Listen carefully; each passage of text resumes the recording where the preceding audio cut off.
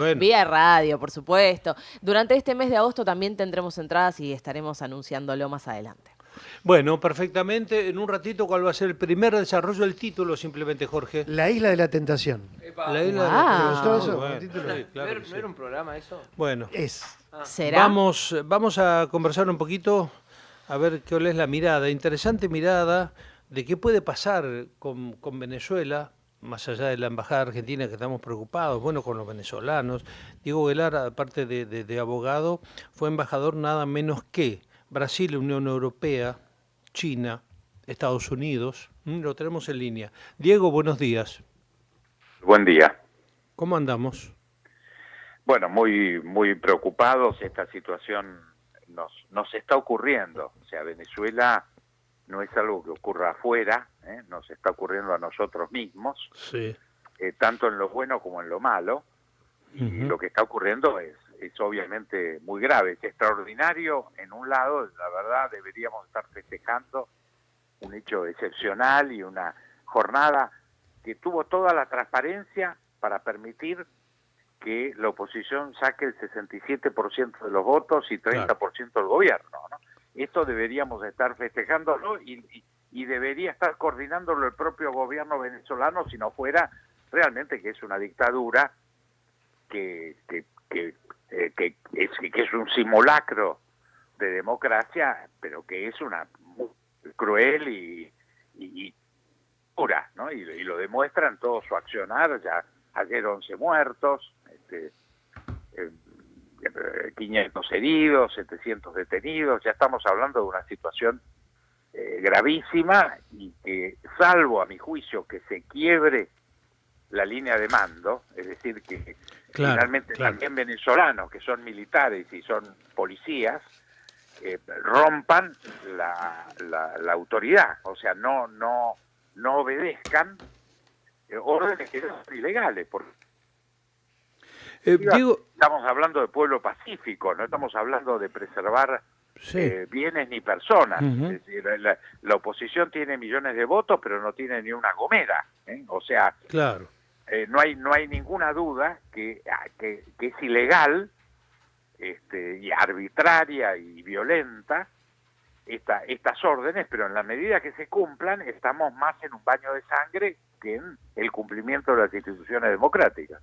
Diego, vemos allí que más allá de que aparecen actas, porque el sistema es bueno, nada más que fue mal usado, aparecen las actas y el gobierno se niega a todo por temor a que una cúpula muy importante pueda tener cárcel, inclusive en Estados Unidos, por muchos años. ¿Qué va a pasar si no atienden razones? Bueno, esta es una situación fáctica. Yo creo que hoy el mundo acompaña, en su inmensa mayoría, que se cumpla la voluntad soberana del pueblo en elecciones que fueron convocadas, con todas las restricciones, porque el fraude se fue cometiendo todos los días. No es el fraude solo en el conteo. Hubo proscripciones, alteraciones, Sí, sí, sí. amedrentaciones, todas las alteraciones posibles. Pese a todo eso, y con una gran dirigencia, sin lugar a duda, porque la dirigencia venezolana después de 25 años aprendió, entendió estas reglas de juego. Pensemos que en el día electoral se habían inventado 8 candidaturas para debilitar la posición de la oposición, que sacaron en su conjunto creo que 3%, 4% de los votos entre los 8 Sí, inventados. sí, sí. Entonces, esto demuestra que hubo que enfrentar todo hasta eso, porque si esos 8 candidatos inventados en conjunto hubieran tenido, pongámosle, 25% entre los 8, claro, ya eso facilitaba el fraude. claro. No hay forma. Suspendieron el conteo e hicieron una conferencia de prensa y decidieron que Se tenían acabó. 51 y pico contra 44 y a otra cosa, ¿no? O sea, un dato brutal que ni siquiera, siempre hubiera sido fraude o alterar un voto, es fraude. Pero en este caso ya es flagrante, es absurdo, no resiste el debate. Si hubiera un punto de diferencia real, al menos sería debatible. Ujú. Todos podríamos sospechar, ¿ganaron o perdieron? Claro. Desde afuera hasta tendríamos esa duda. Pero no es así. Esto tuvo esta contundencia que hace que esto sea disparatado totalmente. Ahora, esto genera también la indignación. Por eso, realmente, más allá de la propia conducción, han salido espontáneamente a la calle, en todas las ciudades, en todos los pueblos de Venezuela, en una actitud muy clara de la indignación frente a la contundencia, porque si no la propia gente lo dudaría, porque una elección a la par puede ganar uno, puede ganar otro, puede gustar o no gustar, pero es así. En la Argentina el año pasado, transparentemente, sin ninguna violación de ninguna norma, Sergio Massa estuvo a 2 puntos de ganar en primera vuelta. Claro. Y si hubiera tenido esos 2 puntos, ganaba. Y sería presidente. Está bien, Diego, pero hoy por hoy los fierros, como dice la calle, los tiene Maduro y no atiende razones. ¿Qué va a pasar? ¿La presión de afuera o la presión de adentro? ¿En qué confías? Bueno, pero este es un hecho dictatorial. Sí, sí, claro. Medida.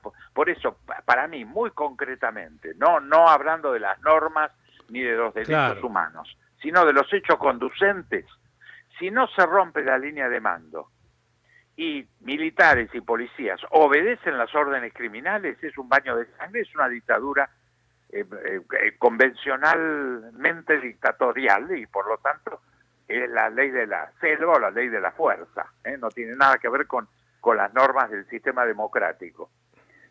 ¿Lo va a sostener o no? Mi expectativa es que se rompa, que ya la contundencia popular por un lado y esta debilidad intrínseca, porque además es un sistema además ineficiente, porque ha condenado a la mayoría de los venezolanos o a la pobreza o al exilio. Hay 8 millones, por eso a la pobreza o al exilio. Claro. Pensemos, 8 millones de venezolanos en el exterior y su inmensa mayoría no son exilados políticos, son exilados económicos. Y no pudieron votar.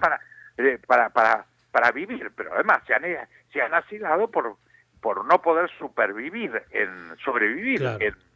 en Venezuela. Además que, por supuesto, pensemos que todo el padrón, sobre 8 millones de asilados en el mundo, era 65.000. Los eligieron de a uno. O sea, eligieron 65.000 chavistas, lo dejaron votar, y el resto no. Entonces, esto no hay duda, que no hay ningún cumplimiento del sistema democrático, republicano, todo esto es una parodia, es una farsa completa.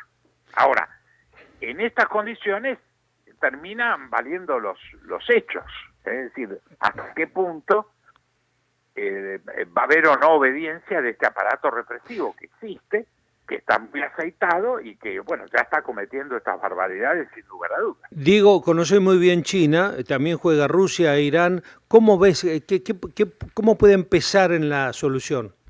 No, ellos juegan de afuera. O sea, en esto no es que hay tropas chinas o rusas determinantes. Esto se juega en Venezuela. El territorio del juego, el juego siniestro en este caso, pero ocurre en Venezuela. O sea, el determinante es Venezuela, no es ni Washington, ni Beijing, ni Moscú. Esto termina jugándose en territorio venezolano. ¿Brasil tampoco, Diego, que conoces? ¿Brasil? Bueno, Brasil ha jugado la posición, obviamente, del presidente Lula es confusa, porque ayer yo vi y me decepcionó mucho, porque planteó que el proceso era normal y ya había 11 muertos cuando él habló. Sí.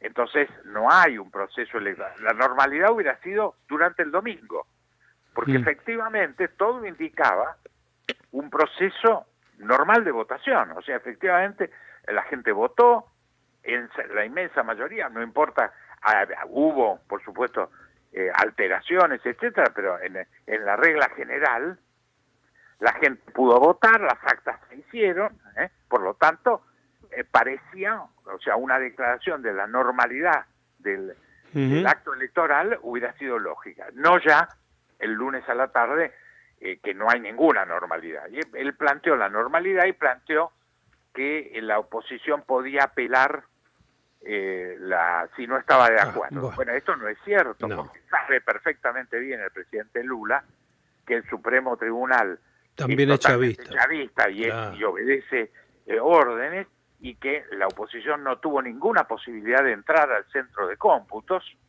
Por eso está mostrando las copias que tienen los fiscales. Es todo lo que pueden mostrar, porque no hay un debate legal. Entonces, esto no tiene normalidad ni tiene juridicidad, sin lugar a duda. Entonces, esta posición de Lula, que yo creo que puede tener buenas intenciones como para mantener una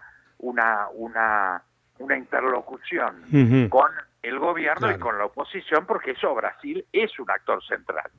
Diego, Sin lugar a duda. muchísimas gracias por estos minutos. Por favor, un Bueno. gusto hablar con ustedes y a disposición. Bueno, Diego Guelar, allí, él estuvo en Brasil de embajador, en China de embajador y en Estados Unidos de embajador. Conoce un poco. O sea, conoce un poco, y yo lo de afuera acá medio son de palo. Medio Brasil